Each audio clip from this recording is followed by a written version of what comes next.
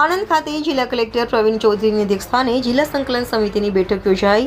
Heatwave દરમિયાન બપોરના સમયે લાઇટ ન જાય તેની તકેદારી રાખવા અનુરોધ કરતા જિલ્લા કલેક્ટર આણંદ જિલ્લા કલેક્ટર પ્રવીણ ચૌધરીના અધ્યક્ષસ્થાને સર્કિટ હાઉસ આણંદ ખાતે જિલ્લા સંકલન સમિતિની બેઠક યોજાઈ હતી।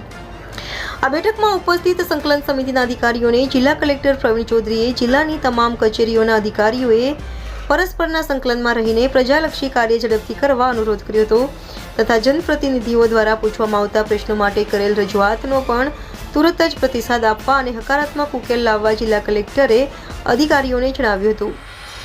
આ બેઠકમાં જિલ્લા પંચાયત પ્રમુખ હસમુખભાઈ પટેલ, સંસદ સભ્ય મિતેશભાઈ પટેલ, ધારાસભ્યો સર્વ યોગેશભાઈ પટેલ, કમલેશભાઈ પટેલ, ગોવિંદભાઈ પરમાર, જિલ્લા વિકાસ અધિકારી સુશ્રી દેવાહુતી, જિલ્લા પોલીસ અધિક્ષક ગૌરવ જસાણી, જિલ્લા ગ્રામ વિકાસ એજન્સીના નિયામક જેવી દેસાઈ, પેટલાદના મદદનીશ કલેક્ટર હિરેનભાઈ બારોટ સહિત સંકલન સમિતિના અમલીકરણ અધિકારીઓ ઉપસ્થિત રહ્યા હતા।